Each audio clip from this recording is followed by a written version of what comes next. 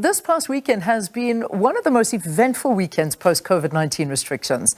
It's also the second weekend where masks are no longer compulsory. The first week of July 2022 was exceptional. Two major sporting events happened in two metropolitan areas, talking about the Durban hosting the Durban July, and also the city of Tshwane's Loftus Versfeld Stadium hosted a Springboks Rugby match with a capacity crowd. Amazing scenes, it really was.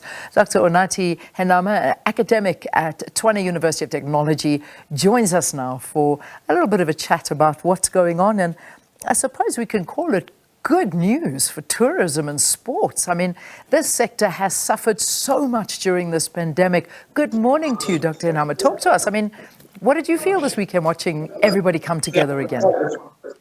No, I think this past weekend was great. It was exceptional. I mean, the Springboks playing well, capacity crowd at Loftus, and also Durban, the KZN economy benefiting immensely from the arrival of thousands of visitors coming to spend money there. And it's, you know, it is so important. I mean, when you speak to the people, particularly within tourism, this has been one of the most difficult times for anybody, is to get through this, to actually come out on the other side, still open. I mean, that's the thing. And now we're seeing South Africans wanting to get back into stadiums, travel once again, and feeling a lot more confident with this. I mean, let's talk about how this is actually going to help the morale of South Africans and the economy. When we're at home under COVID regulations, when they firstly opened up, new people started taking on hiking. So the opportunity that kept us within our homes has actually led to new tourism customers, which is great for the country. And I believe it's good for domestic tourism because in the past, we find that in the past 3 or 4 years, there's been a decline in domestic tourism. So the COVID regulations that kept us at home led to new tourism customers. So I believe there's a good story to tell, because you cannot have a sustainable country if you don't have a robust tourism industry which dominates tourism consumption in a country. What did you think about the Springboks weekend, by the way? How did you think the Springboks performed? What did you think? You know what? I was at the stadium. It was electric. I think the most important thing is that we're bringing in young players. And obviously, with David Williams scoring that goal at the last moment, it was exceptional. I think it's electric. I think it's good for what's going to happen in Bloemfontein. It creates the necessary momentum. But the most important thing is that it is good by bringing in people into Pretoria, people into Gauteng, booking the hotels, ensuring that the pubs, restaurants are all beneficiary.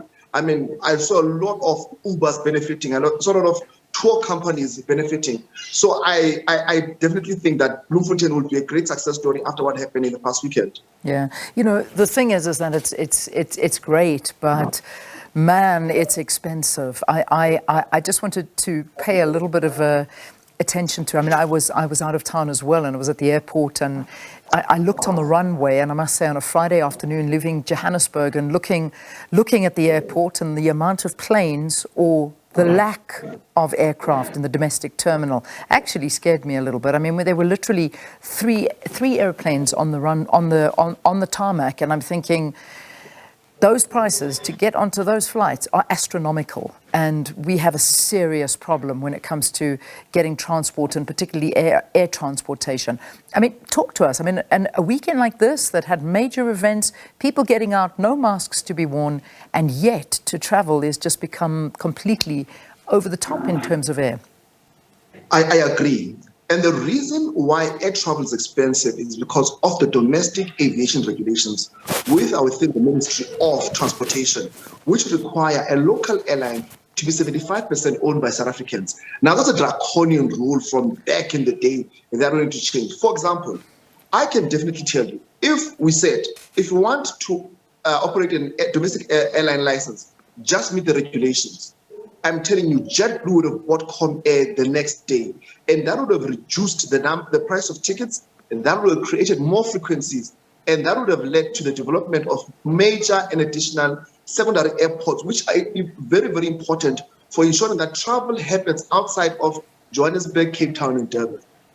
Yeah, and it needs to happen. It does. It certainly does need to happen. That we've got to get this in. I mean, but what are prospects, though? What are the prospects of getting more planes to fly and accommodate these routes? I think Chem Air, which is one of the smallest airlines, has actually taken additional capacity. I think ensuring that SAA is once again operational is important to take on additional capacity. But the most important thing we need foreign investment into the aviation sector.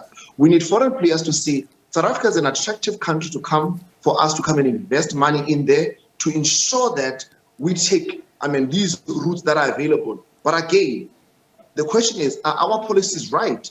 No, our policies are incorrect. So we cannot get airlift because of our draconian long-term policies that have a detrimental impact on tourism, on business travel, and also on the social contact between people. Because if it is expensive to fly, then we've got less human contact, and that is quite unfortunate. Yeah, and it is. The thing is now with borders opened, international travel, whether we talk about particularly your eastern countries, like your Thailands and Bali's and, going overseas, it just seems to a certain extent that it is, and particularly younger tourists, they are ready to leave the country and go and travel outside and, get cheaper packages, 7-day packages that you actually come back and you've gone to another country. Whereas traveling here, just one family of 4 that I was chatting to that came from Durban, a one-way ticket.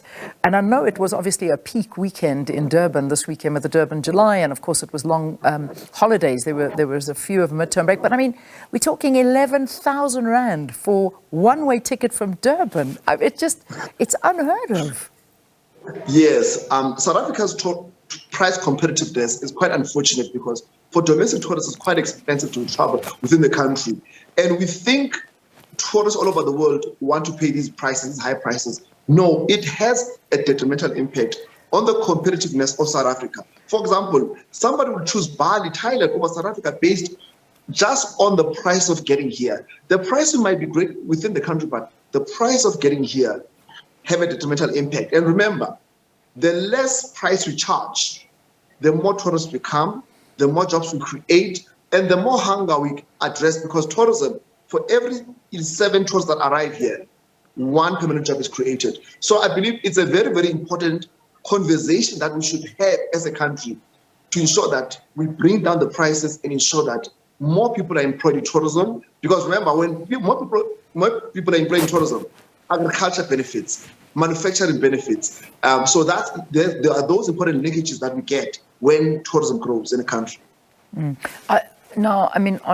Add to this, unfortunately, and as much as I want to, I want to celebrate the fact that tourism is open and we're seeing people traveling. We've had some amazing events taking place, whether it be the Durban July, whether it be rugby, and also the Arts Festival that wrapped up in Makanda. That's also a beautiful thing to see people attending live theatre and enjoying that as well.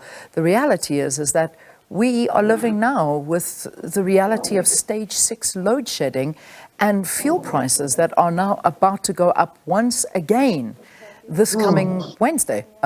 Tomorrow at midnight, we're going to see prices going up again, and it's becoming completely impossible. It really is, just for people to get by.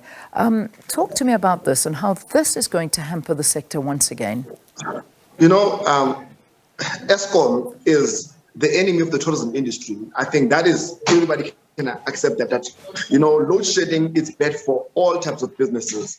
Number 2, whenever the price of petrol increases, there's less domestic tourism. So it's important for us to realize that the increasing price of petrol has a detrimental impact mostly on drive tourism, domestic tourism.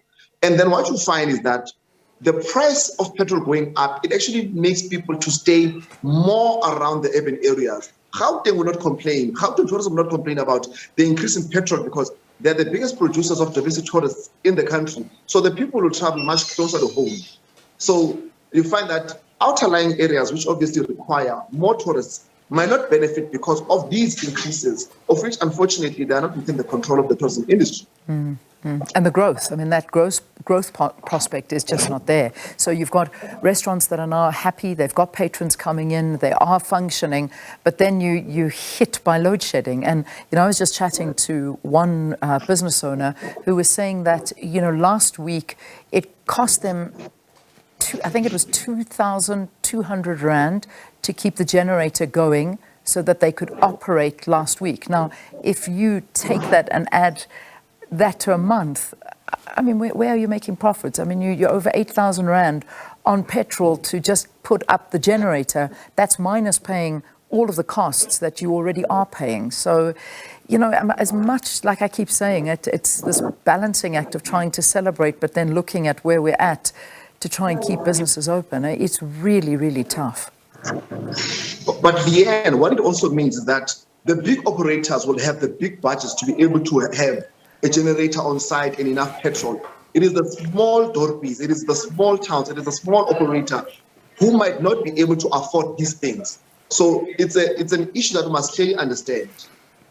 And I'm hoping we do get an economist to come in, because I do know that that viewers are asking exactly the financial implications that this is going to have, and that's a discussion I'm sure we will be having this week sometime. Dr. Sanmabile, as I let you go, I don't want to end on a negative note, unfortunately. Anything exciting that we can look up to in the tourism sector? Great weekend. I'm sure that's the start of big things to come.